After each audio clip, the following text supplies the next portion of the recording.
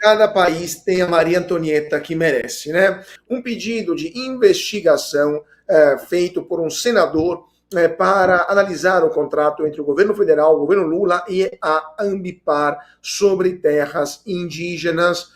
Esse foi um caso que deu muito o que falar, né, nos últimos dias, porque o governo federal assinou com a Ambipar 5 tratativas, 3 delas sem licitação, que somadas chegam a 480,9 milhões de reais.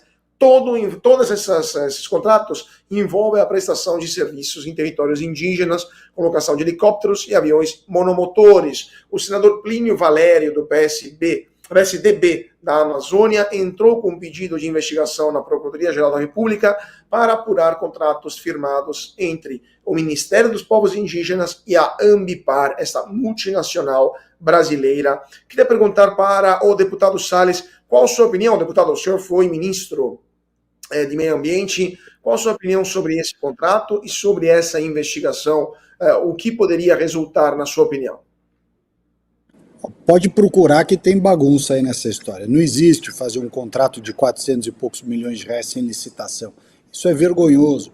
Aliás, quando nós entramos no governo, uma das alas que tinha mais esquema desse tipo era justamente a ala de saúde indígena, as entidades, as ONGs, tudo que era ligado a índio, né? O pessoal tem muito dinheiro, eles têm FUNAI, tem toda uma estrutura governamental para sair contratando e fazendo, e gastam um dinheirão para tudo quanto é coisa, para traduzir.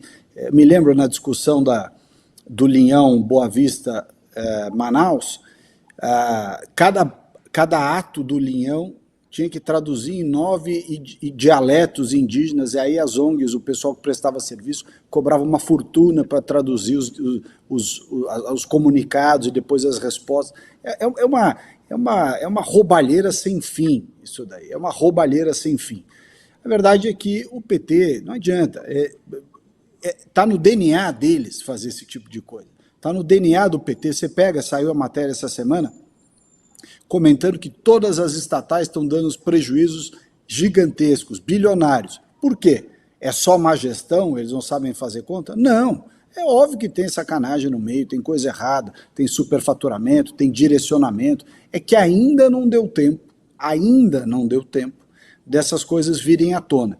E, infelizmente, com esse mau exemplo de inocentar todo esse pessoal que estava envolvido no Petrolão, no Mensalão, na Lava Jato e tudo mais, você incentiva as pessoas, você dá um recado de falta de punibilidade, né? Um recado de absoluta, uma sensação, né, de absoluta impunidade. E aí volta tudo com mais força.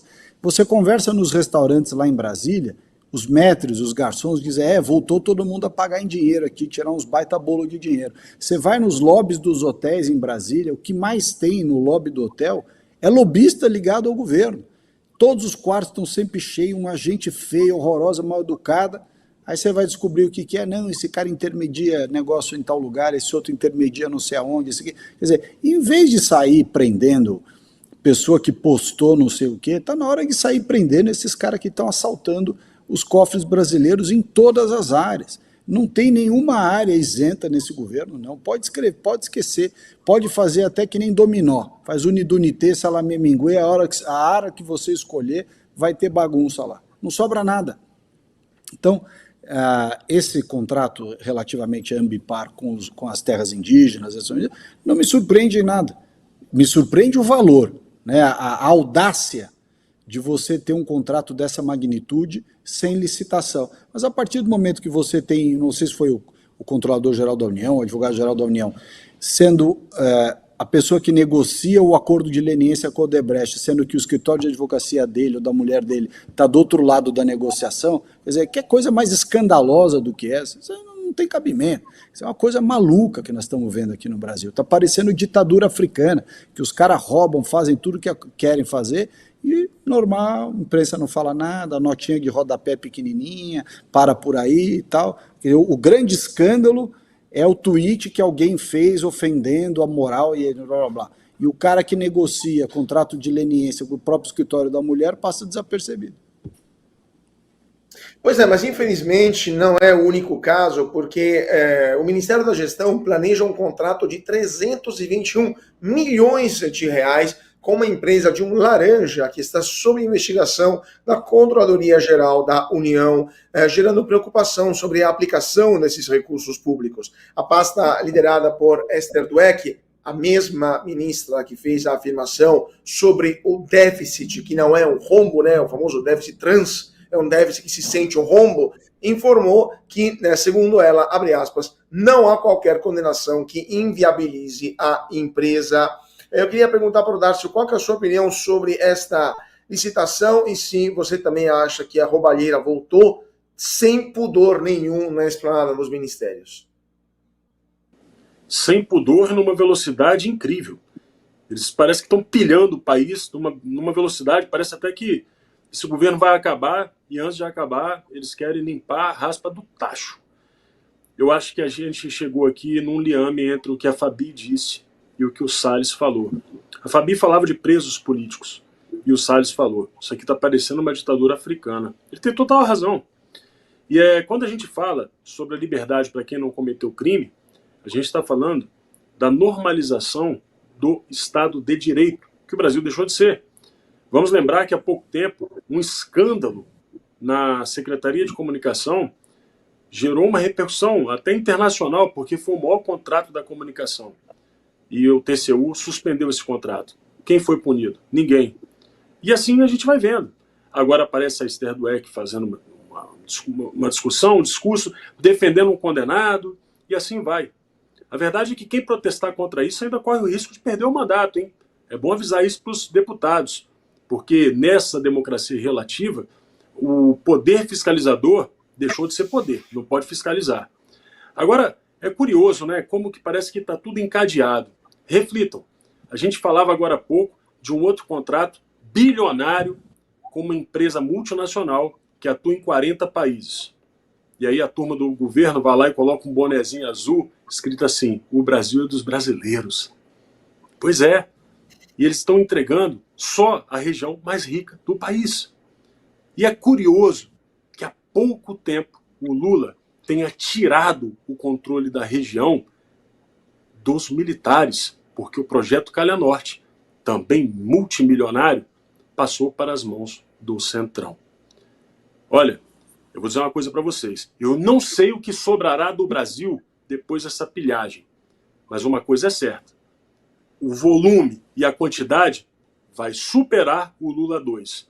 O Lula 3 vai conseguir colocar esse país um prejuízo como jamais vimos na história desse país, Cauti. Fábio Barroso, sua opinião, e depois temos também uma pauta sobre o governo, mas um pouco mais frívola. Então, vamos falar de coisas sérias para depois deixar risada para o finalzinho. Olha, isso é bem preocupante. A gente olha esse contrato, a gente vê tantos traços do que nós já passamos, mas a diferença aí é assustador, realmente não ter licitação, a quantidade de território que foi negociada, a forma que está sendo negociada é entregue.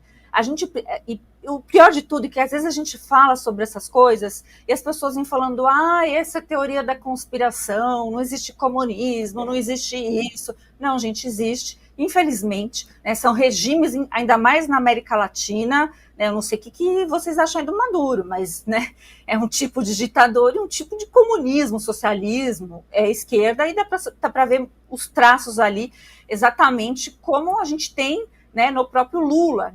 Muitos não deixaram a gente fazer essa comparação, mas a verdade é essa. Né? Infelizmente, a gente está tendo vários problemas que têm origem nessa mentalidade da América Latina que infiltrou nas escolas, etc. É um problema bem mais complexo.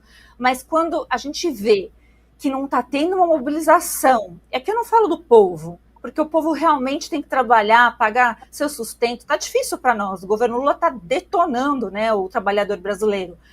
Mas a gente precisa de uma mobilização e união das pessoas que têm diferenças. Ninguém vai convergir o tempo inteiro para ir para cima de algo como isso, por exemplo, que é escandaloso, né, e poderia, com a devida pressão e a devida informação às pessoas, à população de uma forma geral, derrubar de uma vez as falácias criadas por Lula, né, que realmente esse boné é em contrassenso exatamente das ações, né, as comunidades indígenas estão bem bravas, né, com o Lula. Então, precisava gente lá ouvir essa galera, ouvir os indígenas e mostrar a inconformação, a não conformação deles com o que anda sendo feito. Né? Então, entre todas essas pautas, a gente tem que jogar para cima, escolher uma e falar, peraí, vamos lutar. Se a gente tivesse um mínimo de organização e prioridade, a gente entenderia, gente, que isso aqui se trata de soberania nacional, que isso aqui se trata do meu, do teu futuro para sempre. Né? Para quem conserva o Brasil nesse ideal de nação, de território, de que amamos essa terra, né? Com todas as dificuldades e com todos os políticos aí, com respeito aos dois que estão aqui conosco, mas né, os políticos péssimos que o Brasil produz e produz muito, a gente tem que apelar. Então, caros deputados, caro Congresso Nacional, ai, ai, ai para vocês. O que vocês estão fazendo? Que estão só aí negociando as coisas? E cadê uma ação efetiva? Né? Obrigada, de nada, e eu vou cobrar. E agora, sim, vamos falar da nossa primeira dama, porque a Janja foi fotografada, aliás, foi filmada ao longo desses dias, fazendo exercício falando e ouvindo uma música de Margareth Menezes, a ministra Margareth Menezes. Ela também foi fotografada alguns dias atrás fazendo exercícios ao lado do presidente Lula, no que parece ser uma tentativa de incentivar um estilo de vida mais saudável. E Janja se disse ansiosa pelo carnaval, que gerou muitas críticas, mas vamos ouvir o vídeo da Janja fazendo exercício físico lá no Palácio do Alvorada.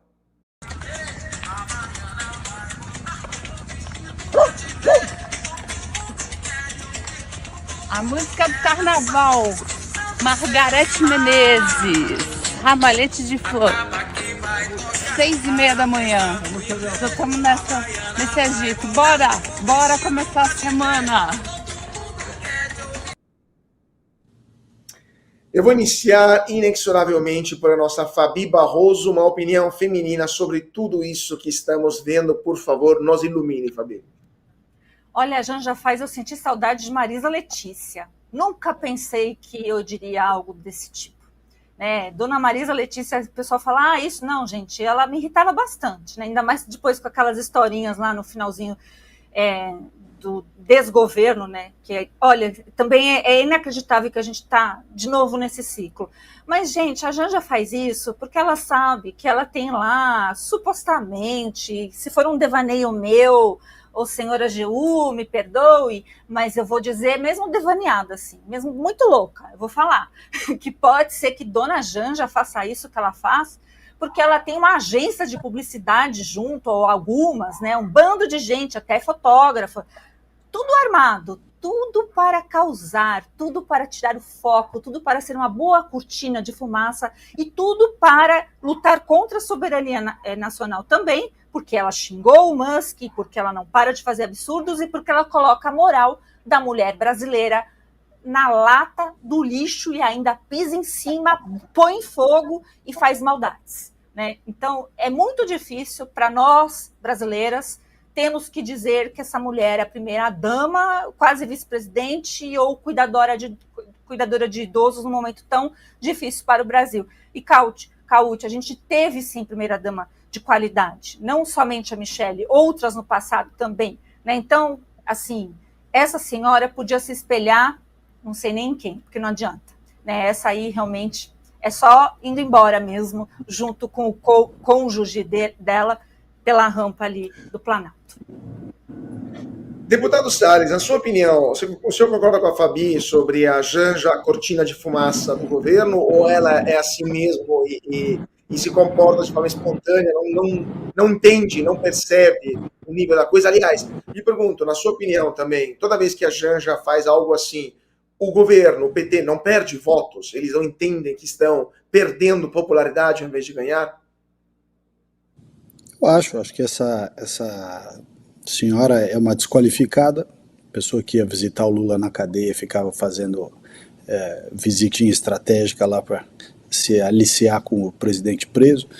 Depois virou primeira-dama, deslumbrada completamente, não tem postura, né, não tem educação, não se comporta como uma primeira-dama deve se comportar, não tem a mínima noção do limite das suas responsabilidades. Há um comentário em Brasília generalizado, tanto de ministros quanto de parlamentares, que ela é insuportável, ela se mete nos assuntos, entra nas reuniões, né, interfere nas ligações do presidente da República. Quer dizer, ela não tem a menor noção do seu lugar. Ela não tem postura, né? Acho até que essa falta de noção, né, de fato, como você bem colocou, ela acaba militando a nosso favor, porque mesmo as pessoas que veem isso e falam, Margareth Menezes, sei lá o que, da música, não sei das coisas, a pessoa fala, puta pessoa fútil, o Brasil está num problema danado aqui de inflação, de aumento de alimentos, aumento do custo do combustível, as pessoas com uma série de problemas, né, perdendo dinamismo econômico, enfim, aí fazendo essas gracinhas, caminhando no palácio, lá no jardim do Palácio do Alvorada para falar de carnaval, vai se catar, é muita falta de noção. Dácio, sua opinião também, uma avaliação política sobre as janjices, né, que a gente vê constantemente aparecendo nas redes sociais. Eu vou fazer uma análise puramente política. E mais uma vez recordando a memória. Aparentemente o governo está perto de cair. E eu estou dizendo isso porque acabaram de trocar o marqueteiro. E outra vez, que eu lembro aqui, teve um governo do PT que caiu. E antes desse governo cair, a dona Dilma começou a pedalar pelo Alvorada. Quem não lembra? Várias manchetes dando conta de que a Dilma estava fazendo exercícios. Claro, para desviar o foco das pedaladas fiscais. E, ironicamente, eles colocaram ela pedalando para que uma população que não sabe exatamente o que é uma pedalada fiscal tivesse a impressão de que ela era uma vítima, coitada. Estão querendo tirá-la do governo porque ela está pedalando, vejam só. Pois é, mas é justamente aí que eu pego. Porque, na verdade, a contradição ela acaba se impondo. Porque a desculpa é de que ela quer passar um exemplo. Porque ela está preocupada, ela e o Lula, tá? Estão preocupados com a saúde da população. Pois é, mas o governo não entrega vacina para a dengue. Uma crise como a gente jamais viu na história do país acerca da dengue. Pessoas morrendo. Bem, a fila do hospital não precisa nem dizer, né?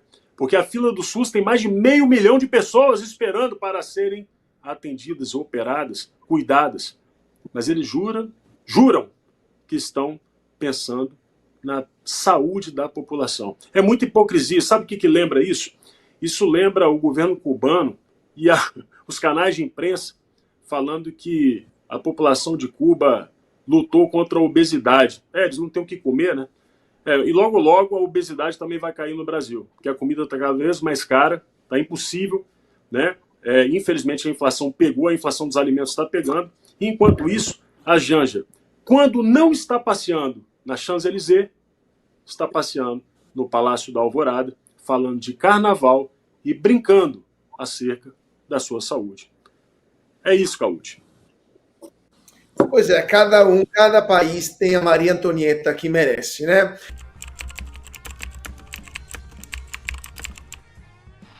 Imagine Augusto Nunes, Rodrigo Constantino, Fabiana Barroso, Carlo Cauti e eu, Jorge Serrão, todos juntos no Bradock Show. Seus problemas acabaram, bota aí na agenda, 7 de fevereiro, sexta-feira, 20 horas, estaremos ao vivo oferecendo um olhar sem censura sobre o que está acontecendo realmente no Brasil. Não se deixe enganar pela mídia ultrapassada. Encontre o que realmente importa aqui. Clique no botão para se inscrever. Bradock Show, a gente te aguarda 7 de fevereiro, 8 da noite, com o especial Augusto Nunes. Até lá, Bradock Show, imperdível.